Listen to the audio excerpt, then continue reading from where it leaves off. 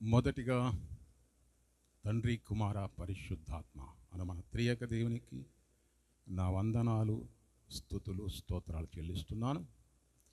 అనంతరం దేవాది దేవునికి సంఘమై ఉన్న మనకిని మధ్యవర్తిత్వం వహిస్తూ యాజక ధర్మం నడిపిస్తున్నటువంటి మరి యాజకులు, దైవజనులు, అభిషిక్తులు, పాస్టర్ మరి అయ్యగారికి మరి నా యొక్క మరి వందనాలు.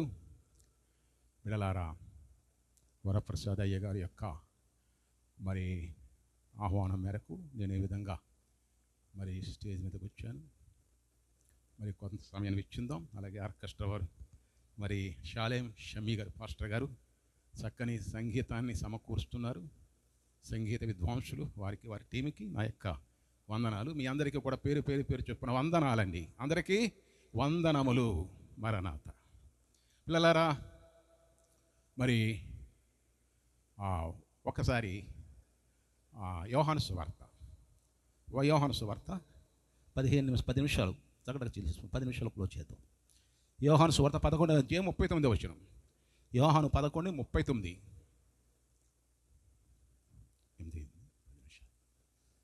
అమ్మ చదివి, నిన్న బాగా చదివారు ఎవరు కానీ రిఫరెన్స్ బాగా చదివారు, చాలా క్లారిటీ చక్కగా ఉంది. ఆ స్త్రీ రావలేదు ఈవేళ.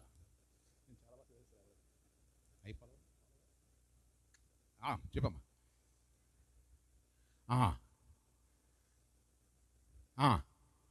మార్తా,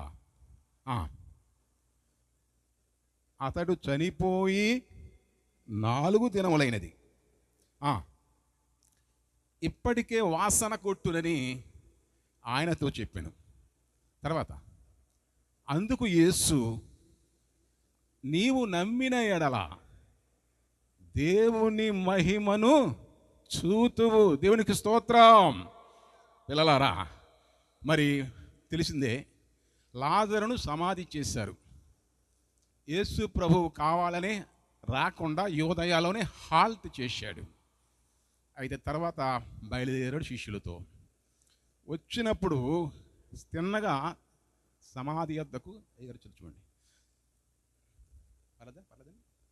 సమాధి వద్దకు మరి యేసు ప్రభు వెళ్ళాడు. అయితే అప్పుడు రాయిని తొలగించమని చెప్తుంటే మార్త అంటుంది, ప్రభువా, ఇప్పటికే 4 రోజులైంది. లాజరుని మా సమాధిలో పెట్టి, మా సహోదరుని సమాధిలో పెట్టి మరి 4 రోజులైంది. ఇప్పటికే మరి దుర్వాసన వస్తుంది, డికంపోజ్ స్టేజ్కి వచ్చేస్తుంది. నీ ఆపరేషన్ సక్సెస్ అవ్వదు. నువ్వు బ్రతకడానికి ప్రార్థన చేస్తావేమో బ్రతికించాలని, నో యూజ్. ప్రభువా ప్లీజ్ మమ్మల్ని పరామర్శించడానికి వచ్చిన వీరందరిలో మేము సేమ్ అయిపోతాం, మా అక్క చెల్లెళ్ళు. నో, వద్దు, ప్లీజ్ ప్లీజ్, దుర్వాసన వచ్చేస్తుంది అని అభ్యర్థిస్తుంది, ప్రార్థిస్తుంది. అప్పుడు అంటున్నాడు యేసు ప్రభు, మార్తా, నీవు నమ్మిన ఎడల దేవుని మహిమను చూస్తావు అని అక్కడ చెప్పాడు. నమ్మకం లేదు వారికి. కేవలం వ్యాధిగ్రస్తులను స్వస్థపరచడానికే, రోగులను స్వస్థపరచడానికే, దయ్యములను వెళ్ళగొట్టడానికే పరిమితమైన శక్తి అనుకున్నట్లుగా మాట్లాడుతుంది. నో, నేనే పునరుద్ధానమును జీవమును. కనుక బిడ్డలారా, మరి యాయిరు కదా సమాజ మందిరపు అధికారి ఎవరండి? అతని కుమార్తె చనిపోయింది.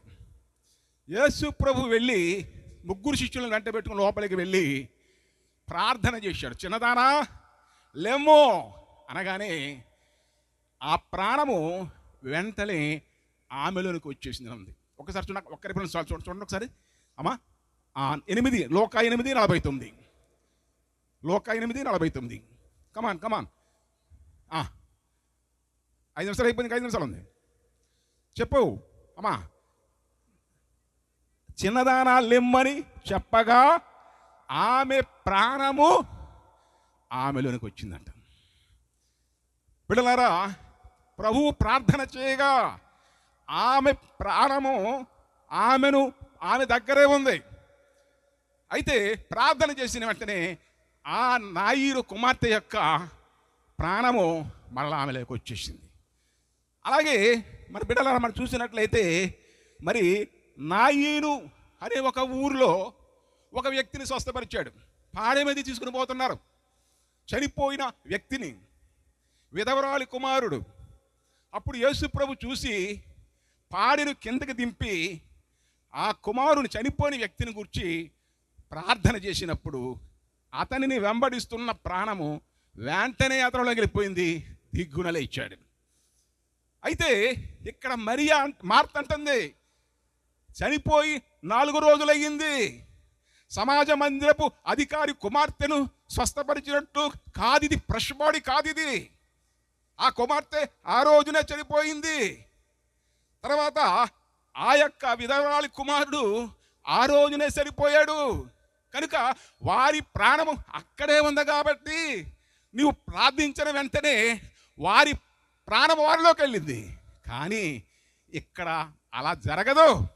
ఎందుకంటే లాజరు చనిపోయి 4 రోజులైంది కనుక లాజరు మా సహోదరుని యొక్క ప్రాణం ఆల్రెడీ గాలిలో కలిసిపోయింది. దట్ రీజన్ మరలా ప్రాణము వచ్చే అవకాశం లేదు అని అక్కడ మాట్లాడుతుంది. అవిశ్వాసముతో మార్త, అపనమ్మకముతో మాట్లాడుతుంది. అప్పుడు అంటున్నాడు, మార్తా నీవు నమ్మిన ఎడలా దేవుని మహిమను చూస్తావు. ఇంకొక 3 నిమిషాలు ఉందండి.